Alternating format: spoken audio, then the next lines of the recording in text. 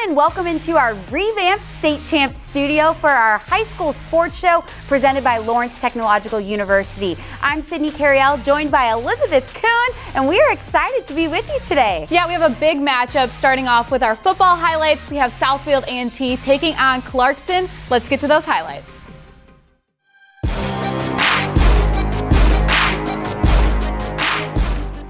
This one, wild shootout you didn't want to miss. Both teams exchanging scores. Clarkston was up going into halftime, but late in the game, we were tied at 56. Clarkston senior quarterback Mike Hine on the keeper as Clarkston wins the shootout 62-56 and improves to 1-1.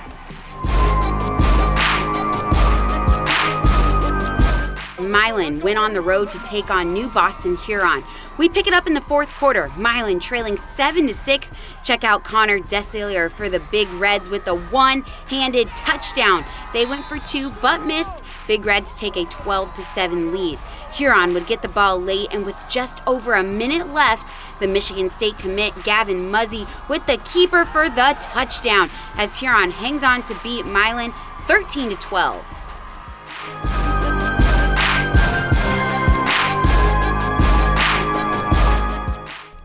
We had a MAC crossover as Grosse Pointe North went on the road to Warren Mott. Early stages of the fourth quarter, John Grant for Mott refusing to go down for the touchdown, and we were tied up at 14. But Grosse Pointe North would score the final two touchdowns in this one. The sophomore Sebastian Rouse gets the interception, and he's going to make a house call 66 yards as Grosse Pointe North would go on to win 28-14 to go 2-0 to kick off the season.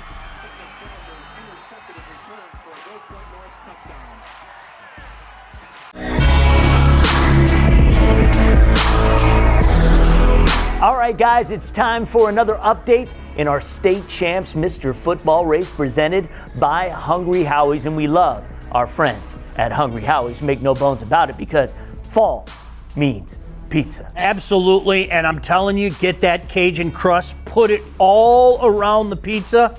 You'll thank me later. It's a winner, and so are a lot of the guys on our Mr. Football list here. As you probably see the graphic on your screen now, we did have a lot of teams do well, a lot of outstanding performances, and the gentleman that we want to highlight today is no different. It's all about those huge performances, and that's exactly it, Lauren. How about Cole Cabana? It's not just what he did running the ball. Ho-hum, just 32 carries for 237 yards and 3 touchdowns. He had a touchdown reception. We say it time and time again, all these years, Lauren. It's all about making that big statement, on the big stage. That's exactly what Cole Cabana did. There's a reason why this young man is heading to the University of Michigan and is one of the big names on our list. Right, so Cabana coming off a record-setting junior year, 4 touchdown performance, MVP honors at the Zenith Prep Kickoff Classic. Also, I'll tell you this, we had some outstanding performances. That's what the Mr. Football race is all about. And boy, did we have another outstanding performance, so much so that this young man is now in our top 10. Lauren, we say it every year, these lists are fluid. What is at the beginning of the year isn't what it's going to be even a couple weeks in. And how about Zeke the Streak? Lauren Plant with that one, trademark. Isaiah Marshall, 8 touchdowns, 8 total touchdowns. I'm not going to deny that. You can't deny that. So that young man earned his way on our list.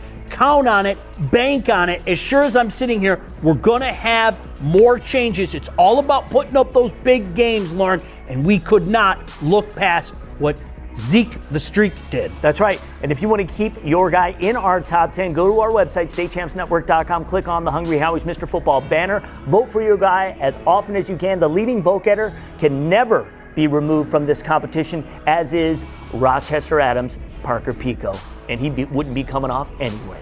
So that's the deal. Make sure you go vote and vote often. We're going to take a quick time out and check out this week's DMC Game Changers. Hi, I'm Laura Ramos with DMC Physical Therapy and Sports Medicine. And today on Game Changers, we're going to talk about exercises to help prevent ligament injuries. Ligament injuries are one of the most common injuries in sport. The function of a ligament is to provide stability to a joint. One of the most common injuries in sport is an ankle sprain. And if we look at the function of a ligament during sport, they function only about 10% of the time because they're there to provide stability at the end of the range of the motion. 90% of the time, the joint is supported by muscles. So the way we help prevent ligament injuries is to strengthen the muscles around a joint. Hi, I'm here with Nico from Notre Dame Prep High School to help demonstrate 4 exercises to prevent ligament injuries at the ankle. Start out on an elevated surface. A plate weight like this works great. Have something to hold on to for balance. Here we go. Heel is up. Now this foot's going to come up. He's going to balance and pull this toe up towards the shin as high as he can, and then lower it back down. He's going to continue to do those. He's going to make sure his knee doesn't rock or move and his hip doesn't rock or move. The only thing moving during all these exercises is the ankle. Do enough until you get to fatigue and then add 10 more. Next, he's going to go on the inside of his foot. So he's going to stand with his big toe on the plate and his little toe off. He's going to do the exact same exercise, raising his heel, doing calf raise up as high as he can, and then back down, balancing just on that right leg, the one he's working. Again, do this until fatigue, and then you're going to add 10 more reps. This really focuses the muscles on that outside of the calf. The next thing you're going to do is stand with your toe up on the block. Here, the knee this time is going to be bent. Hold on for a little bit of balance, raise this leg up, and go up as high as you can into that calf raise. Make sure, again, as you lower down, the knee stays bent and nothing's moving, not the hip or the knee, only the ankle. Go to fatigue, add 10. Finally, finish up on the outside. Your outside little half of your foot, little toe side is on the block, the rest of it's off. Balance on one leg, hold on for balance, and do a calf raise as high up as you can go. Now we're going to emphasize the calf muscles on the inside. All of these muscles pass over the ligaments of the ankle, and they're going to help protect you from having an ankle sprain. For more sports performance tips, or to make an appointment with a DMC physical therapist or sports medicine physician, visit dmc.org/Game Changers. Do you have a sports injury, or are you just looking to take your game to the next level? Then go where the pros go. DMC Physical Therapy and Sports Medicine. For immediate care, call 313-910-9328 or visit dmc.org/Game Changers. Well, Liz, here at State Champs, we don't just cover football, we cover all sports from across the mitten, and we're going to bring you a ton right now. Yeah, we're going to start with volleyball from Notre Dame Prep. I'm Jonathan Kidd. Notre Dame Prep played host to Clarkston, Lake Orion, and Oxford in a quad. Clarkston, who is ranked 7th in our State Champs volleyball rankings, went a perfect 3-0 with a win over rival Lake Orion, then following it up with wins over Notre Dame Prep and Oxford. Notre Dame Prep would finish the day with a pair of wins. Despite the 3-set loss to Clarkston, the defending Division II state champs will pick up 3-set wins over Oxford and Lake Orion. Lake Orion came through with a 2-sets win over Oxford to pick up 1 win on the day and was led by Cincinnati commit and outside hitter Nina Horney, who was the most dominant player in the quad. And the Oxford Wildcats was led by senior outside hitter Rachel Townsend. And they will get the win over Notre Dame Prep. I'm Chris Gorski on the west side, and we head to Granville for a boys soccer match where the Bulldogs opened up OK Red conference play against the Fighting Scots from Caledonia. This one was scoreless late into the first half when Granville found Kelvin Atwee on a run down the field. The junior corrals it and finds the back of the net. Bulldogs take a 1-0 lead into the half. Second half, Bulldogs looking to build. They play a ball into the box. Juan Villarreal knocks it loose, and Maiga Nafiu puts it away in the bottom corner, giving the Bulldogs a 2-goal lead. Later in the half, Granville plays a dangerous ball that bounces all the way through the box. Ryder Haight is there to retrieve it. He plays it back in, and Atwee is there for his second goal of the game as the Bulldogs are running away with this one. Time ticking down, and Landon DeHuse carries it down the middle of the field. He gives it up to Villarreal, and the senior tacks on a late goal. as Granville starts off their conference season with a 4-0 win. Touch on three! 1, 2, 3, go! Touch and talk, touch and talk, touch and talk.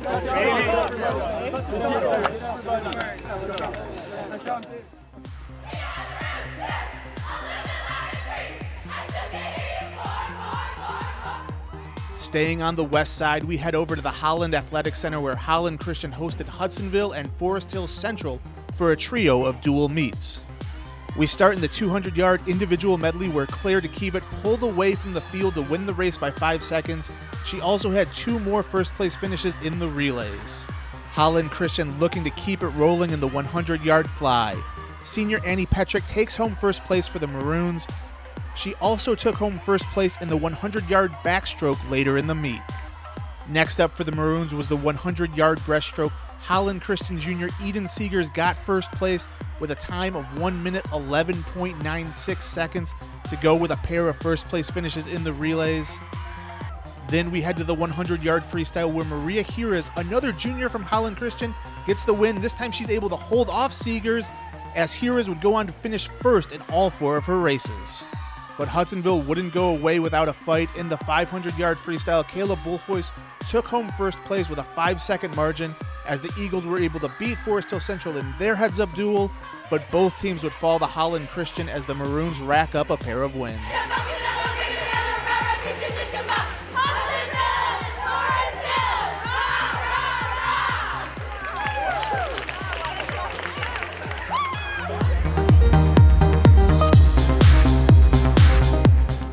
I'm Kevin Trzynski, and we hit up Cass Benton Cross Country Park in Northville for the Mustang Invite.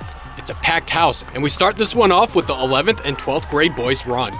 Halfway through, Northville's Brendan Herger out front by a few strides. Divine Child's Michael Hegarty right there in second, and a plethora of runners battling for the 3rd spot. In the end, Northville's Herger comes out on top, 16 minutes 5 seconds on the clock, followed by DC's Hegarty posting a 16:24 and Sebastian Ramirez from Royal Oak in 3rd with a 16:38. Northville as a team finished first, followed by Brighton, and 3rd goes to Oxford. Now to the 11th and 12th grade girls race. This one was a close battle throughout, and about halfway through the race, a pack of Bulldogs from Brighton out front. That's Kerrigan Eberly and Nikki Carruthers on your screen right now, followed by the rest of the competitors. Eberly would finish first, 19 minutes 58 seconds, followed by her teammate Carruthers with a 20:04. Kara Newman from Canton rounds out the podium with a 20:24. The Brighton ladies take the team victory, and second was Canton, and 3rd goes to Royal Oak.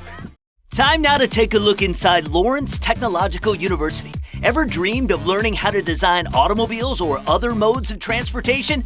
Lawrence Technological University is the place to pursue your passion.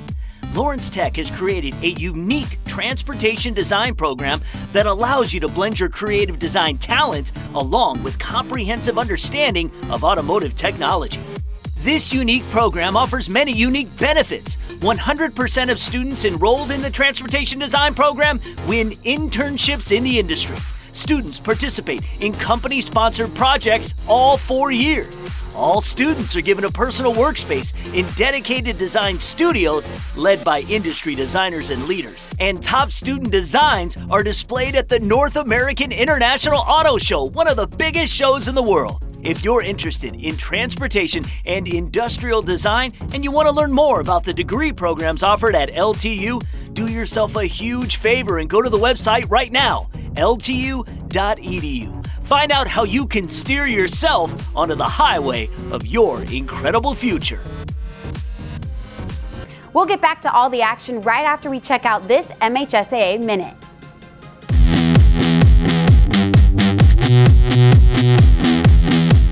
Do you know the biggest difference between a pickup game and organized high school sports? The answer is obvious, it's officials. School sports is more than just kicking a ball or running fast. They're an extension of a student's education and the classroom. An official can help teach the importance of following the rules, impartiality, and most importantly, fairness. Captain of the football team, correct? Represents leadership and sportsmanship, right? You guys set the good examples for your fellow teammates, okay? All right, we have a problem with one of your fellow teammates, we'll come and ask you to take care of the problem, okay? but the need for officials has never been greater. There are some benefits to becoming an official, like staying in shape, staying involved in the sports you played as a young person, networking, and of course, you can earn some pretty good extra money while doing all of that. It's easy to sign up. Just go to mhsaa.com/officials and click register now. Now is a great time for you to get involved in your community and give something back to our kids. There's help wanted. We need you to whistle. For more information, visit our website at mhsaa.com.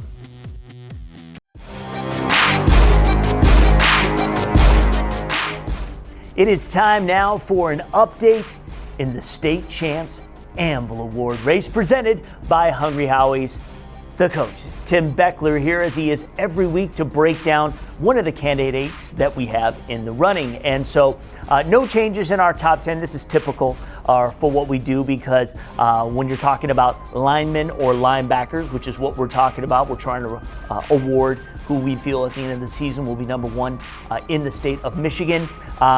You need some time to settle in, and again, it's not always on them if they win or lose. And in this case, we're going to be talking about a young man, Dylan Senda from Dearborn Divine Child. Not a win in week one, but not an embarrassing loss either. No, Riverview is a great team. And I did watch that game too on film, and boy, great football game. So let's talk about the young man committed to Northwestern. Yeah, he's 6'5", 275 pounds. He's plays offensive tackle, but those big barrel-chested guys. He's a Power 5 projected starter, but those big barrel-chested guys, they tend to move to center or guard to block those big 1 and 3 techniques that they're going to be facing at the D1 level. So, but again, film shows me great football stance, very well coached. Again, great punch, and then he's just dominant. And he finishes blocks. I mean, he's nasty. But again, his footwork is what's really impressive. His first 2 steps, his positioning on run blocks. He can work off to the second level. And I mean, he's a big man. And then pass blocking, very impressive. Again, great footwork. He's got great feet and hip discipline. And he's even good at passing a block off and picking up a stunner. He's really good football player.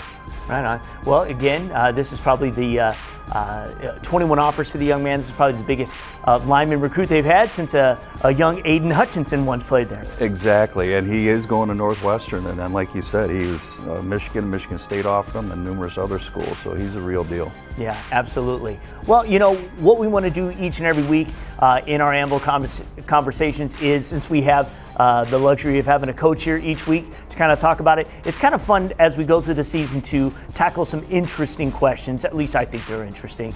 And the first thing is, there's so much buildup to week one. Last week we talked about how do you get the guys settled in? What do you expect out of them in a week one performance? And because basically you've got 6, 7, 8 months that you're just thinking about this one game. So let's say in this scenario, and again, this is a scenario where Dearborn Divine Child fell to their opponent, yet they felt they were prepared and ready to go.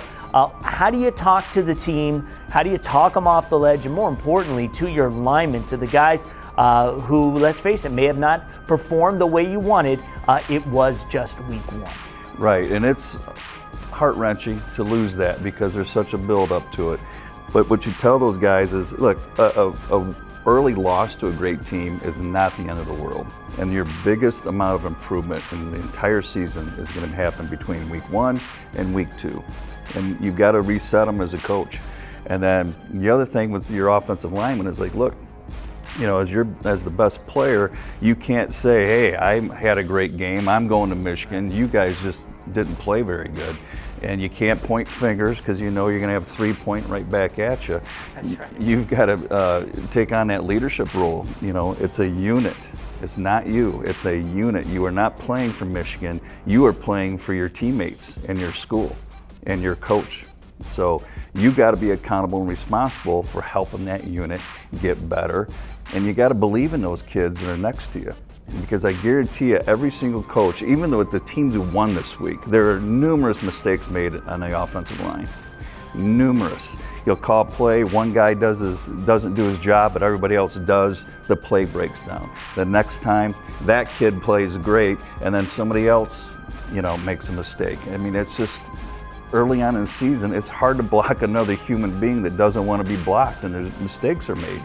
So that's where you'd start. And the false starts and the holdings, everything that, of course, provides gray hair to every coach on the coach. Exactly. Yes, exactly. Well, guys, the AMBL Award is a competition that you can participate in. What you do is go to our website, statechampsnetwork.com, click on the State Champs AMBL Award banner. It's going to take you to a voting page. You'll see our list of top 10 candidates, and you vote for your guy. Now, the most important thing to remember is that the guy with the most votes can never be removed from the race. So get out there, support the linemen, support the linebackers who are in this competition, and we'll see if we get some shakeup soon. This is going to be a big week. Week 2 is usually when you get those really great, non-conference matchups where you see teams like Muskegon and Warren De La Salle, for example, going at it in a week 2. We'll be able to do some really good evaluating on how some of these guys are performing. So do that, and we'll see you next week. All right, we're going to bring it back to some football highlights. We got some exciting stuff. We do, and why not start it off with a rivalry game and the Battle of Walled Lake.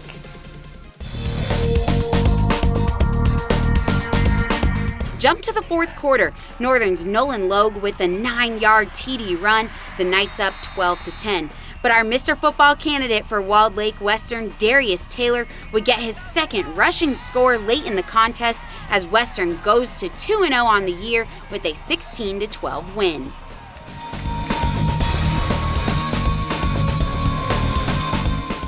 Out to the west side of the state as Muskegon Mona Shores took on Rockford.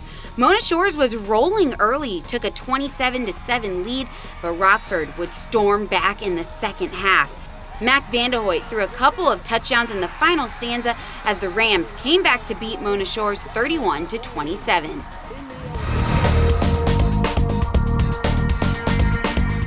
Parma Western making the trip from the Jackson area to take on Detroit Country Day. We'll pick things up in the fourth quarter with DCD trailing 14-7. That's until Gabe Winowich would escape out of his own end zone and take it 73 yards. That play would set up this. Graham Doman muscles his way up the middle to tie this one up 14-14. Then, with 30 seconds left to go in the game, the senior Gabe Zeldas makes the grab and he's off to the end zone for the 60-yard game-winning touchdown as Country Day wins a thriller 21-14.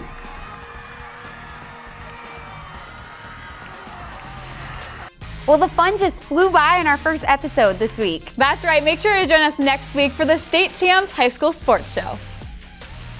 State Champs High School Sports Show is powered by Lawrence Technological University. Visit L2athletics.com and recruit yourself.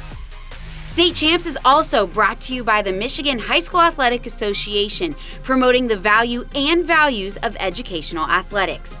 The Michigan Army National Guard, a proud sponsor of the MHSAA, and the Detroit Medical Center Physical Therapy and Sports Medicine Pros.